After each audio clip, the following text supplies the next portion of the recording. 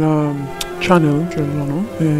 אנחנו נדבר על הדברים שאתם כתיירים ישראלים, אם אתם רוצים לנסוע למקסיקו ולדעת קצת יותר על מקסיקו, אז אנחנו נגיד לכם מה כדאי לכם לראות, איפה כדאי לכם לטייל, והדברים המעניינים והדברים שצריך להיזהר מהם. איך יש לנו את כל התשובות, בוא נגיד ככה, לדבר הזה? כי אנחנו גדלנו במקסיקו וההורים שלי עדיין גרים במקסיקו, אז יש קשר עדיין עם המדינה הזאת, ומכל הלב היא נמצאת איתנו, אפילו שאנחנו פה בארץ.